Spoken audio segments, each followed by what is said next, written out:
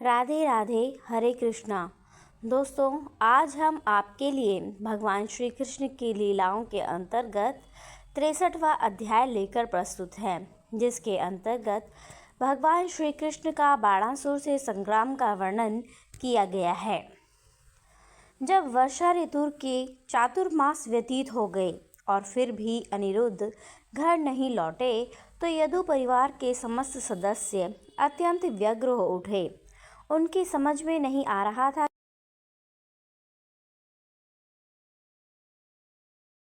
सौभाग्यवश एक दिन देवर्षि नारद ने आकर यदु परिवार को अनिरुद्ध के महल से अंतर्धान होने के विषय में जानकारी दी। उन्होंने यह स्पष्ट किया कि किस प्रकार अनिरुद्ध का हरण करके बाणासुर की राजधानी शोणितपुर ले जाया गया था, तथा किस प्रकार अनिरुद्ध के द्वारा बाणासुर के सैनिकों के परास्त हो जाने पर बाणासुर ने उन्हें नागपाश के द्वारा बंदी बना लिया था। देवर्षि नारद ने यह समाचार पूर्ण विवरण सहित सुनाया और समस्त कथा उनके सम्मुख स्पष्ट रूप से कही। तदुपरांत श्री कृष्ण से अत्यंत स्नेह रखने वाले यदुवंश के समस्त सदस्य शोणितपुर नगर पर आक्रमण करने को तत्पर हो गए। श्री प्रद्युम्न, श्री सात्विकी, श्री गद जब बाणासुर ने सुना कि विभिन्न परकोटों, द्वारों तथा समीपस्थ उद्यानों को छिन्न भिन्न करते हुए यदुवंश के सैनिक समस्त नगर पर आक्रमण कर रहे हैं, तब अत्यंत क्रुद्ध होकर उसने यदु सैनिकों के समान ही बलशाली अपने सैनिकों को उनका सामना करने का आदेश दिया। शिवजी बाणासुर पर इतने कृपालु थे कि अपने शूरवीर पुत्रों कार्तिकेय तथा गणपति सहित स्वयं उनकी सेना के सेनापति के रूप में आए। अपने प्रिय बैल नंदीश्वर पर आसीन होकर शिवजी ने भगवान श्री कृष्ण तथा बलराम जी के विरुद्ध युद्ध का नेतृत्व किया। हम कल्पना कर सकते हैं कि वह युद्ध कितना भयंकर रहा होगा, जिसमें एक ओर अपने पुत्रों सहित शिवजी थे और दूसरी ओर भगवान श्री कृष्ण तथा उनके ज्येष्ठ भ्राता श्री बलराम थे। वह युद्ध इतना भयंकर था कि उसे देखने वाले आश्चर्यचकित रह गए और उन्हें रोमांच हो आया। शिव जी श्री कृष्ण से प्रत्यक्ष युद्ध कर रहे थे तथा प्रद्युम्न कार्तिकेय के साथ युद्ध में संलग्न थे। भगवान श्री बलराम बाणासुर के सेनापति कुंभकर्ण के साथ युद्ध में संलग्न थे और कुंभकर्ण कुंभकर्ण की सहायता कर रहा था। श्री कृष्ण के पुत्र सांब बाणासुर के पुत्र के साथ युद्ध में संलग्न थे एवं स्वयं बाणासुर यदुवंश के सेनापति सात्विकी के साथ युद्ध में संलग्न था। इस प्रकार यह युद्ध हो रहा था। इस युद्ध का समाचार समस्त ब्रह्मांड में प्रसारित हो गया।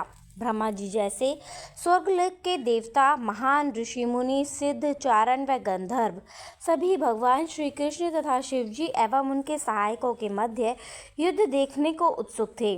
कौतूहल से परिपूर्ण वे सब अपने अपने वायुयानों से युद्ध भूमि के ऊपर मंडरा रहे थे। अनेक प्रकार के प्रबल भूत पिशाच तथा नरक के निवासी जैसे भूत, प्रेत, प्रमथ, पिशाच, घोयक, डाकिनी, कूष्मांड, वेताल, विनायक और ब्रह्म राक्षस शिवजी की सेवा करते हैं। इस प्रकार शिवजी को भूतनाथ कहा जाता है। सभी प्रकार के भूतों में ब्रह्म राक्षस अत्यंत शक्तिशाली होते हैं। वे ब्राह्मण जो भूत बन जाते हैं ब्रह्म राक्षस कहलाते हैं। भगवान श्री कृष्ण ने अपने प्रसिद्ध धनुष शांग धनुष के प्रहार से इन सब भूतों को युद्ध भूमि से भगा दिया। तब शिव जी अपने समस्त चुने हुए अस्त्र शस्त्रों से श्री भगवान पर प्रहार करने लगे। भगवान श्री कृष्ण ने बिना किसी कठिनाई के इन सभी अस्त्रों को अपने अस्त्रों से काट दिया। परमाणु बम के समान ब्रह्मास्त्र को श्री कृष्ण ने अन्य ब्रह्मास्त्र से काट दिया और वायु अस्त्र को परवास्त्र से काट दिया।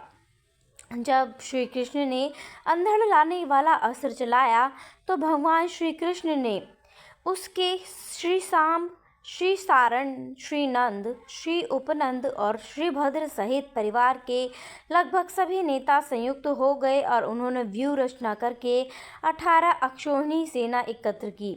तदनंतर वे सब शोणितपुर गए और नगर को चारों ओर से सैनिकों, हाथियों, घोड़ों और रथों से घेर लिया। विपरीत पर्वतास्त्र चलाया, जिससे आंधी को तत्काल रोक दिया।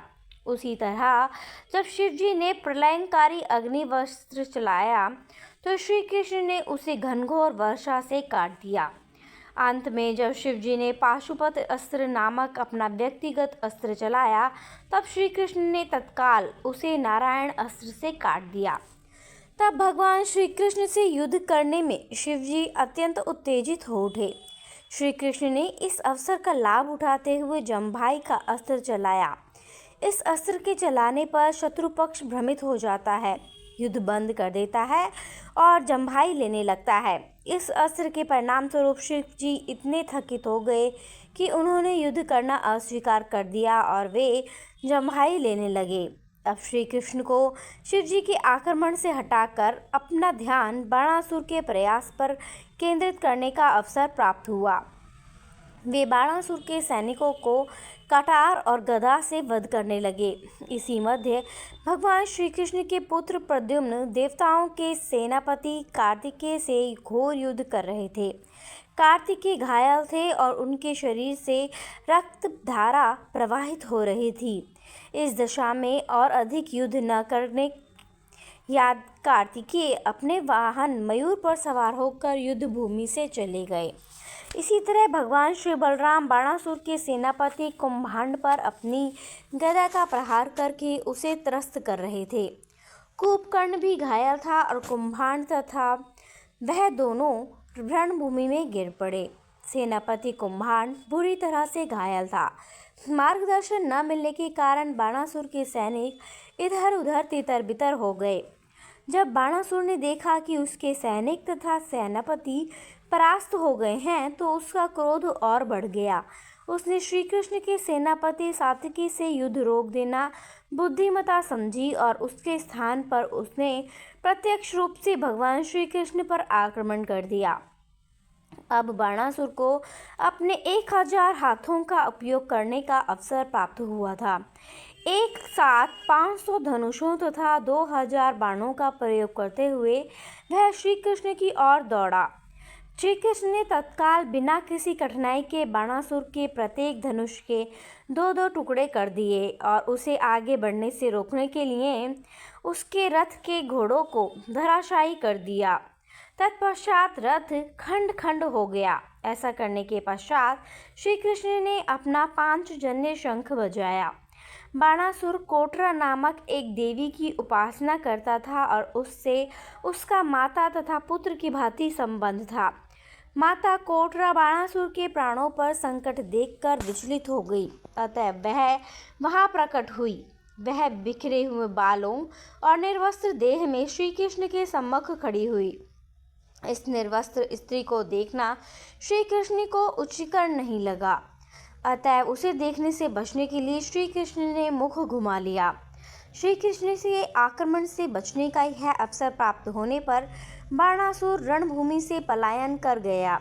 उसके धनुषों की डोरियां टूट चुकी थीं और कोई भी सारथी नहीं था, अतएव अपने नगर लौट जाने के अतिरिक्त उसके पास और कोई विकल्प नहीं था। उसने युद्ध में अपना सर्वस्व खो दिया। श्री कृष्ण के बाणों से बुरी तरह से त्रस्त होकर शिव जी के सभी गण, पिशाच, भूत, प्रेत व क्षत्रिय रण क्षेत्र छोड़कर चले गए। तब शिव जी ने अंतिम विकल्प का उपयोग किया। उन्होंने अपना महान मारक अस्त्र शिवज्वर चलाया। शिवज्वर अतिशय ताप के द्वारा विनाश करता है। कहा जाता है कि सृष्टि के अंत तथा प्रलय के समय सूर्य सम्मान से 12 गुना अधिक तप्त हो जाता है। यह 12 गुना अधिक ताप शिवज्वर कहलाता है। जब बुद्धिमान शिवज्वर को चलाया गया तब उसके 3 सर पर और 3 पैर थे और जैसे वह श्री कृष्ण की ओर आ रहा था तो ऐसा प्रतीत होता था कि वह प्रत्येक वस्तु को भस्म कर रहा है। वह इतना शक्तिशाली था कि उसने समस्त दिशाओं में प्रज्वलित अग्नि का निर्माण कर दिया है और श्री कृष्ण ने देखा कि वह विशेष रूप से उनकी ओर आ रहा था। जिस प्रकार शिव ज्वर एक अस्त्र है, उसी प्रकार नारायण ज्वर नामक अस्त्र भी है। नारायण ज्वर से अतिशीत का निर्माण होता है। जब अतिशीत ताप होता है तब लोग किसी न किसी प्रकार उसे सहन कर सकते हैं, किंतु जब अतिशय शीत होता है तब प्रत्येक वस्तु शक्तिहीन हो जाती है। व्यक्ति को वास्तव में यह अनुभव मृत्यु के समय होता है। मृत्यु के समय प्रथम तो शरीर का ताप 107 डिग्री तक बढ़ जाता है, तत्पश्चात शरीर शक्तिहीन हो जाता है और तत्काल बर्फ के समान ठंडा हो जाता है। शिव ज्वर के झुलसाने वाले ताप को काटने के लिए नारायण ज्वर के अतिरिक्त और कोई अख नहीं था। जब भगवान श्री कृष्ण ने देखा कि शिवजी ने शिव ज्वर की स्थापना की है, तब नारायण ज्वर ने उनके पास अतिरिक्त काम किया और कोई चरित्र नहीं रहा। भगवान श्री कृष्ण आदि नारायण एवं नारायण ज्वर अस्त्र के नियंता हैं। नारायण ज्वर भागने पर दोनों ज्वरों के मध्य घमासान युद्ध हुआ। जब अतिशय उष्णता पर तीव्र शीत की प्रतिक्रिया होती है, तब स्वभाव होता है कि उष्णताप शनह शनह कम होना प्रतीत होता है। शिव ज्वर तथा नारायण ज्वर के मध्य युद्ध में भी यही हुआ। शनह शनह शिव ज्वर का ताप कम हो गया और वह शिव जी की सहायता करने के लिए कहने लगा, किंतु नारायण ज्वर की उपस्थिति में शिवजी उसकी सहायता करने में असमर्थ थे। शिवजी से सहायता प्राप्त करने में असमर्थ होकर शिव ज्वर समझ गया कि स्वयं श्री नारायण अर्थात भगवान श्री कृष्ण के समक्ष आत्मसमर्पण करने के अतिरिक्त उसके बचने का और कोई साधन नहीं है। देवताओं में सर्वश्रेष्ठ शिवजी ही जब उसकी सहायता नहीं कर सके, तब अन्य देवताओं का तो कहना ही क्या। अतः श्री कृष्ण के सम्मुख नमन करके और उनकी स्तुति करते हुए शिव ज्वर ने भगवान के सम्मुख आत्मसमर्पण कर दिया, जिससे कि भगवान प्रसन्न हो जाएं और उसे अभय दान दें। भगवान श्री कृष्ण तथा शिवजी के अंतिम अस्त्रों के मध्य युद्ध की इस घटना से सिद्ध हो जाता है कि जिसकी रक्षा श्री कृष्ण करते हैं, उसका वध कोई नहीं कर सकता है। किंतु यदि श्री कृष्ण किसी को कोई सुरक्षा नहीं देते हैं, तब कोई भी उसकी रक्षा नहीं कर सकता है। शिवजी को महादेव कहा जाता है, जिसका अर्थ है देवताओं में सर्वश्रेष्ठ। यद्यपि कभी कभी ब्रह्मा जी को देवताओं में सर्वश्रेष्ठ माना जाता है, क्योंकि वे सृष्टि कर सकते हैं, जबकि शिवजी ब्रह्मा जी की सृष्टि का संहार कर सकते हैं। किंतु ब्रह्मा जी तथा शिवजी संहार कर सकते हैं, किंतु दोनों में से कोई भी पालन नहीं कर सकते। किंतु भगवान श्री कृष्ण ने न केवल पालन करते हैं, अपितु वे सृष्टि एवं संहार भी करते हैं। तथ्य तो यह है कि सृष्टि ब्रह्मा नहीं करते हैं, क्योंकि स्वयं ब्रह्मा की सृष्टि भी भगवान विष्णु करते हैं। शिव जी का जन्म ब्रह्मा से होता है। इस प्रकार शिव ज्वर समझ गया कि श्री कृष्ण अथवा नारायण के अतिरिक्त और कोई उसकी सहायता नहीं कर सकता। अतएव उसने भगवान श्री कृष्ण की शरण ग्रहण की और हाथ जोड़ करके वह निम्न प्रकार से स्तुति करने लगा। प्रिय भगवान, मैं आपको सादर प्रणाम करता हूँ, क्योंकि आपके पास असीम शक्तियाँ हैं। आपकी शक्तियों का कोई अतिक्रमण नहीं कर सकता है और इस प्रकार आप सबके भगवान हैं। सामान्यतया लोग शिवजी को भौतिक जगत का सर्वाधिक शक्तिमान व्यक्ति मानते हैं, किंतु शिवजी सर्वशक्तिमान नहीं हैं। आप सर्वशक्तिमान हैं, यही तथ्य है।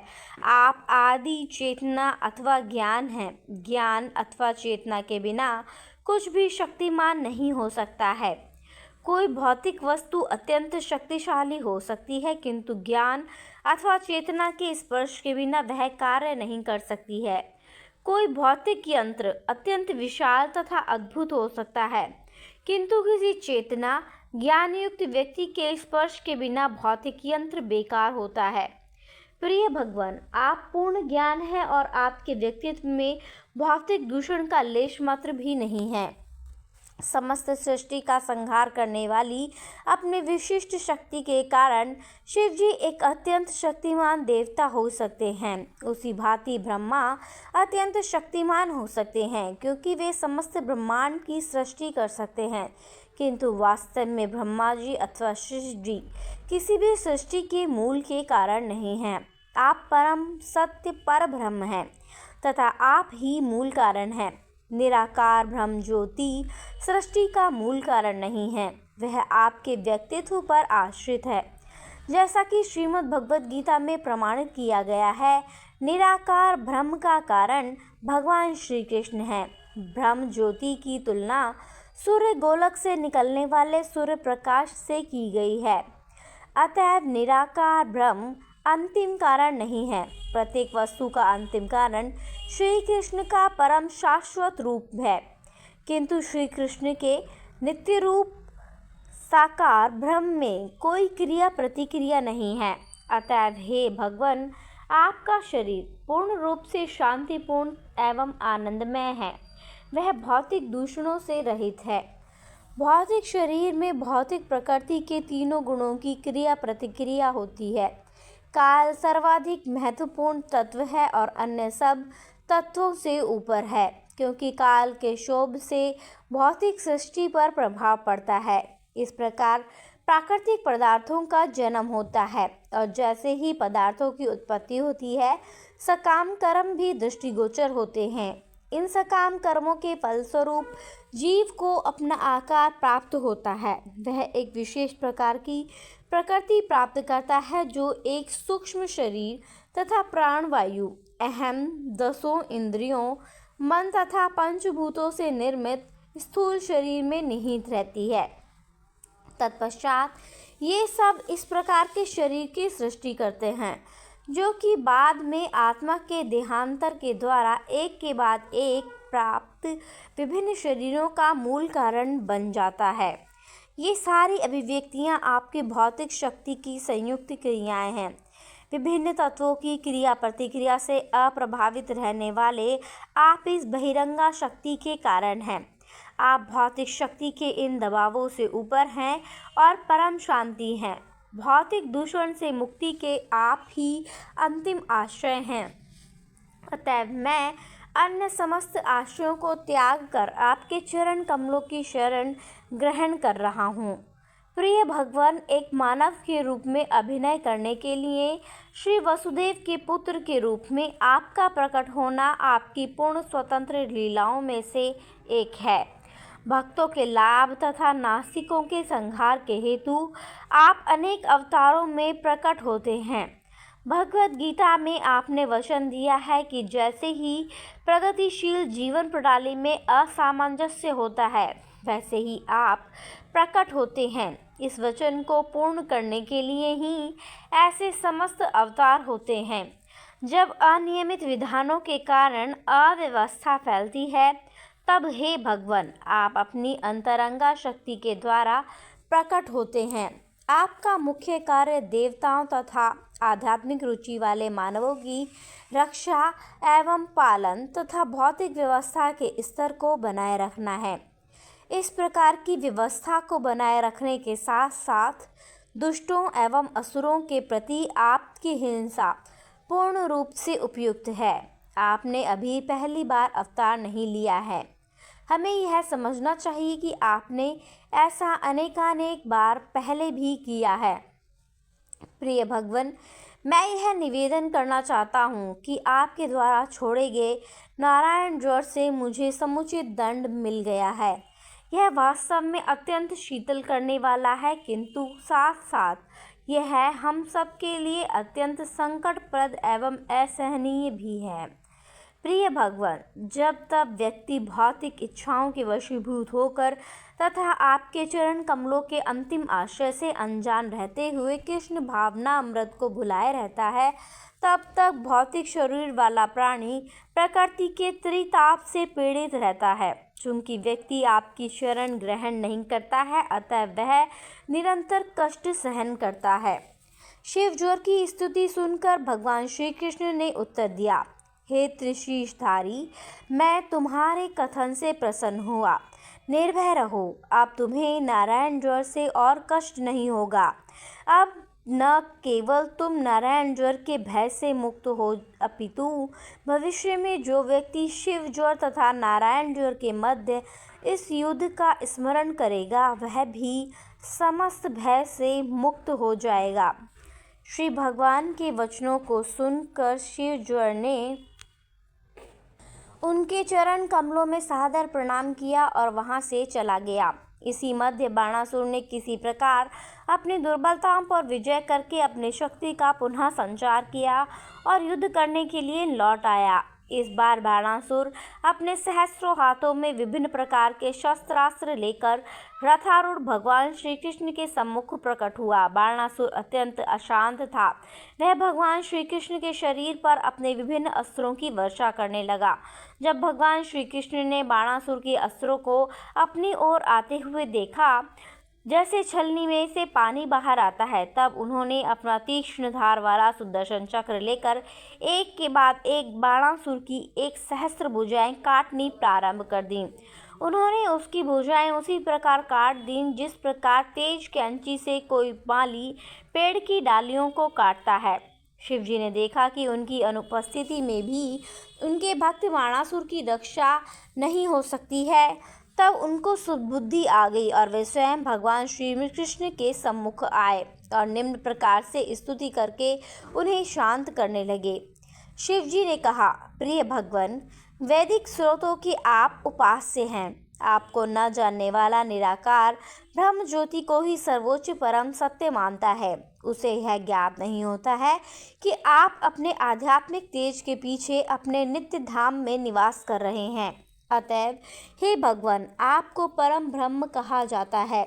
भगवद गीता में आपकी पहचान के लिए परम ब्रह्म शब्द का प्रयोग किया गया है। यद्यपि आप किसी भी भौतिक वस्तु से अप्रभावित हैं तथा आकाश की भांति सर्वव्यापक हैं, तथापि ऐसे सज्जन पुरुष जिन्होंने अपने हृदय से समस्त भौतिक दूषणों को धो दिया है,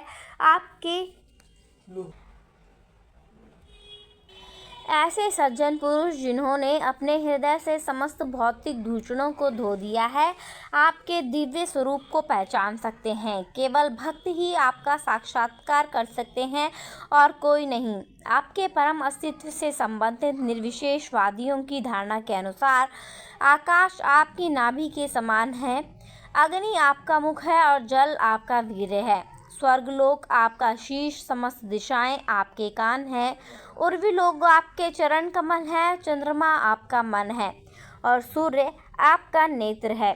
जहाँ तक मेरा संबंध है, मैं आपके अहम के रूप में कार्य करता हूँ। सागर आपका उदर है और स्वर्ग लोक का राजा इंद्र आपकी भुजा है। वृक्ष व पौधे आपके शरीर के रोम हैं, मेघ आपके शीश के केश हैं और ब्रह्मा जी आपकी बुद्धि है। समस्त महान पूर्व पुरुष जिन्हें प्रजापति के नाम से जाना जाता है, आपके लाक्षणिक प्रतिनिधि हैं। धर्म आपका हृदय है। आपके परम शरीर के निराकार लक्षणों को इस रीति से समझा जा सकता है, किंतु अंततः आप परम पुरुष हैं। आपके परम शरीर का निराकार लक्षण आपकी शक्ति का लघु अंश है। आपकी तुलना यदि अग्नि से की जाती है और ये प्रकाश आपके ताप तथा प्रभा हैं। शिवजी ने आगे कहा, प्रिय भगवान, यद्यपि आपकी अभिव्यक्ति सार्वभौम रूप से होती है, ब्रह्मांड के विभिन्न अंग आपके शरीर के विभिन्न अंग हैं, तथापि अपनी अचिंत्य शक्ति के द्वारा आप एक साथ स्थानीय व सार्वभौम दोनों हो सकते हैं। ब्रह्म संहिता में कहा गया है कि यद्यपि आप सदैव अपने निवास स्थान गोलोक वृंदावन में ही रहते हैं, तथापि आप सर्वत्र उपस्थित हैं। जैसा कि श्रीमद् भगवद गीता में कहा गया है कि आप भक्तों की रक्षा करने के लिए प्रकट होते हैं और यह समस्त ब्रह्मांड के लिए सौभाग्य का सूचक है। आपकी कृपा से समस्त देवता ब्रह्मांड के विभिन्न व्यापारों का निर्देशन कर रहे हैं। इस प्रकार सप्त उच्च लोकों का पालन आपके द्वारा होता है और सृष्टि के अंत में आपकी सारी शक्तियों की अभिव्यक्तियां आप ही में प्रवेश कर जाती हैं, चाहे वे देवताओं, मानवों अथवा निम्न कोटि के पशुओं के किसी भी रूप में हो। अस्तित्व के विशिष्ट लक्षणों से रहित सृष्टि के समस्त निकटवर्ती तथा दूरवर्ती कारण आप में ही विश्राम लेते हैं। अंततः आप में एवं आपके स्तर के अलावा आपके अंतर्गत किसी अन्य वस्तु में भेद करने की कोई संभावना नहीं है। आप एक ही साथ इस सृष्टि के कारण तथा अवयव दोनों हैं। आप परम पूर्ण तथा अद्वय हैं। पदार्थों की अभिव्यक्ति में 3 स्थितियां होती हैं: चेतना की स्थिति, स्वप्न में अर्धचेतना की स्थिति तथा अचेतन स्थिति। किंतु आप अस्तित्व की इन तीनों भौतिक स्थितियों से ऊपर हैं। अतएव आप एक चतुर्थ आयाम में अवस्थित हैं एवं आपका प्राकट्य तथा तिरोभाव आपसे परे किसी वस्तु पर निर्भर नहीं है। आप सबके परम कारण हैं, किंतु आपका कोई कारण नहीं है।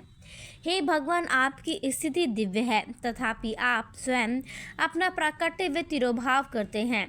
आप अपने षडैश्वर्यों के प्रदर्शन तथा अपने दिव्य गुणों के विज्ञानार्थ ऐसा करते हैं।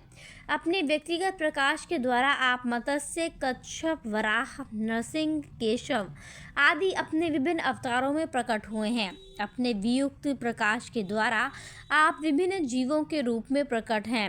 अपनी अंतरंगा शक्ति के द्वारा आप विष्णु के विभिन्न अवतारों के रूप में प्रकट होते हैं तथा अपनी बहिरंगा शक्ति के द्वारा आप पदार्थ जगत के रूप में प्रकट होते हैं।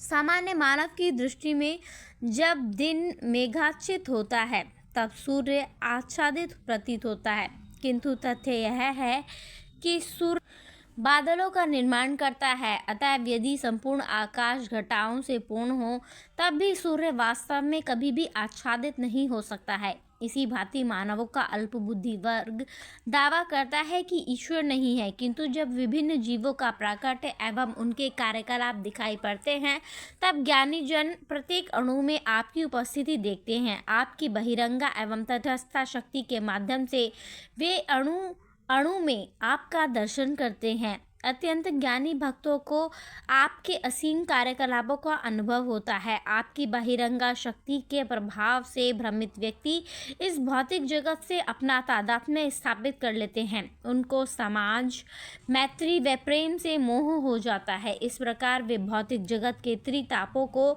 स्वीकार कर लेते हैं और सुख दुख के द्वैत के भागी होते हैं। कभी कभी वे मोह के सागर में डूब जाते हैं और कभी कभी इससे उबार लिए जाते हैं।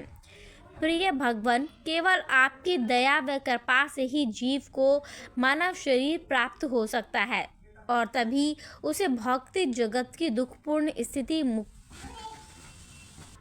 मुक्ति प्राप्त करने का अवसर मिलता है। किंतु यदि मानव शरीर प्राप्त करके कोई व्यक्ति अपनी इंद्रियों को वश में नहीं कर पाता है तब वह विषय भोग की लहरों में बह जाता है। इस प्रकार वह आपके चरण कमलों की शरण लेकर आपकी भक्ति सेवा में संलग्न होने से वंचित रह जाता है। इस प्रकार के व्यक्ति का जीवन दुर्भाग्यपूर्ण है। इस प्रकार का तामसिक जीवन व्यतीत करने वाला व्यक्ति स्वयं को ठग रहा है और दूसरों को भी ठग रहा है। अतएव कृष्ण भावनामृत से रहित मानव समाज ठगों तथा ठगो जाने वालों का समाज है। प्रिय भगवान, आप वास्तव में समस्त जीवों के प्रियतम परमात्मा हैं एवं समस्त वस्तुओं के परम नियंता हैं। सदैव भ्रम में पड़ा हुआ मानव अंतिम मृत्यु से भयभीत रहता है। केवल विषय भोगों के मोह में पड़ा हुआ व्यक्ति स्वेच्छा से दुखपूर्ण भौतिक जीवन स्वीकार करता है और इस प्रकार इंद्रिय सुख की मृग मरीचिका के पीछे भटकता रहता है। वह वास्तव में सर्वाधिक मूढ़ व्यक्ति है, क्योंकि वह अमृत को त्याग करके विषपान करता है। प्रिय भगवान, ब्रह्मा जी तथा मेरे सहित सभी देवताओं, महान संतों तथा ऋषि मुनियों ने अपने हृदयों को भौतिक मोह से विरक्त कर लिया है तथा आपकी कृपा से हम सब ने संपूर्ण हृदय से आपके चरण कमलों की शरण ग्रहण कर ली है। हम सब ने आपको परमेश्वर तथा अपना प्राणपति स्वीकार कर लिया है। अतएव हम सब ने आपकी शरण ग्रहण की है। आप इस सृष्टि के मूल कारण हैं, आप इसके परम पालक हैं एवं आप ही इसके प्रलय के भी कारण हैं। आप सबके प्रति संभाव रखते हैं। आप प्रत्येक जीव के सर्वाधिक शांति प्रिय परम मित्र हैं। आप सबों के आराध्य हैं। प्रिय भगवान, हम सदैव आपकी दिव्य प्रेम सेवा में संलग्न रहें, जिससे कि हम भौतिक बंधन से मुक्ति प्राप्त कर सकें। प्रिय भगवान, मैं आपसे निवेदन करता हूँ कि बाणासुर अत्यंत प्रिय है। उसने मेरी बहुमूल्य सेवा की है, अतः मैं सदैव उसे सुखी देखना चाहता हूँ। उससे प्रसन्न होकर मैंने उसे सुरक्षा का आश्वासन दिया है। प्रिय भगवान, मेरी आपसे प्रार्थना है कि जिस प्रकार आप उसके पूर्वज राजा प्रहलाद एवं बलि महाराज पर प्रसन्न हुए थे, उसी भांति आप उस पर भी प्रसन्न हों। शिव जी की स्तुति सुनकर भगवान श्री कृष्ण ने उन्हें भगवान कहकर संबोधित किया और कहा कि प्रिय भगवान शिव, मैं आपके कथनों को स्वीकार करता हूँ तथा बाणासुर के प्रति आपकी इच्छा भी मुझे स्वीकार है। मुझे ज्ञात है कि यह बाणासुर बलि महाराज का पुत्र है और मैं उसे नहीं मार सकता हूँ, क्योंकि मैंने ऐसा वचन दिया है। मैंने राजा प्रहलाद को वरदान दिया है कि उनके परिवार में जन्म लेने वाले सभी असुरों का मैं कभी भी वध नहीं करूंगा। अतः इस बाणासुर का वध न करके मैंने उसके मिथ्या अभिमान से वंचित करने के लिए केवल उसकी भुजाएं काट दी हैं। उसके सैनिकों की विशाल संख्या इस धरती का बोझ बन गई थी और इस बोझ को कम करने के लिए मैंने उन सब का वध कर दिया है। अब बाणासुर के पास 4 भुजाएं शेष हैं और वह भौतिक सुख दुख से अप्रभावित रहकर अमर रहेगा। मुझे ज्ञात है कि वह आपके प्रमुख भक्तों में से एक है, अतः अब आप विश्वास रखें कि अब से उसे किसी भी वस्तु से भयभीत होने की कोई आवश्यकता नहीं है। जब बाणासुर को इस प्रकार भगवान श्री कृष्ण का आशीर्वाद प्राप्त हो गया, तब उसने भगवान के सम्मुख आकर अपना सिर भूमि पर रखकर उन्हें प्रणाम किया। उसने तत्काल अपनी पुत्री उषा सहित अनिरुद्ध को रथ पर वहां लाने का प्रबंध किया और उन्हें भगवान श्री कृष्ण के समक्ष प्रस्तुत किया। शिव जी के आशीर्वाद से उषा भौतिक रूप से अत्यंत ऐश्वर्यमयी हो गई थी। उसके उपरांत भगवान श्री कृष्ण ने उषा तथा अनिरुद्ध को अपने संरक्षण में ले लिया। इस प्रकार एक अक्षौहिणी सेना को आगे करके श्री कृष्ण द्वारिका की ओर अग्रसर होने लगे। इसी मध्य द्वारका वासियों को यह समाचार प्राप्त हुआ कि अत्यंत ऐश्वर्य सहित श्री कृष्ण अनिरुद्ध तथा उषा के साथ लौट रहे हैं। अतः उन्होंने नगर के कोने कोने को पताकाओं, कागज की रंगीन पट्टियों तथा पुष्प मालाओं से अलंकृत किया। समस्त प्रशस्त मार्गों एवं चौराहों को भली भांति स्वच्छ करके उन पर चंदन मिश्रित जल छिड़क दिया। अतः चारों ओर चंदन की सुगंध व्याप्त थी। अपने बंधु बांधवों सहित द्वारका के समस्त नागरिकों ने अत्यंत हर्षोल्लास के साथ भगवान श्री कृष्ण का स्वागत किया। उस समय भगवान का स्वागत करने के लिए शंखों, नगाड़ों एवं तुरही की कोलाहलपूर्ण ध्वनि गूंज उठी। इस रीति से भगवान श्री कृष्ण ने अपनी राजधानी द्वारका में प्रवेश किया। श्री सुखदेव गोस्वामी ने परीक्षित को आश्वासन दिया कि शिवजी तथा भगवान श्री कृष्ण के मध्य युद्ध की यह कथा सामान्य युद्धों की भांति अशुभ नहीं है। इसके विपरीत यदि कोई व्यक्ति प्रातःकाल भगवान श्री कृष्ण एवं शिवजी के मध्य इस युद्ध की कथा का स्मरण करता है और भगवान श्री कृष्ण की विजय में सुख अनुभव करता है, तो उसे जीवन संग्राम में कहीं भी पराजय नहीं होगी। बाणासुर का श्री कृष्ण से संग्राम तथा बाद में शिवजी की कृपा से उसकी रक्षा की घटना श्रीमद् भगवद गीता के कथन की पुष्टि करती है। भगवद गीता में कहा गया है कि देवोपासक परमेश्वर श्री कृष्ण की अनुमति के बिना कोई वरदान नहीं प्राप्त कर सकते हैं। इस कथा में हम पाते हैं कि यद्यपि बाणासुर शिवजी का महान भक्त था, किंतु जब श्री कृष्ण के हाथों उसकी मृत्यु होने वाली थी, तब शिवजी उसकी रक्षा करने में समर्थ नहीं हुए, किंतु शिवजी ने श्री कृष्ण से अपने भक्त की रक्षा करने की प्रार्थना की।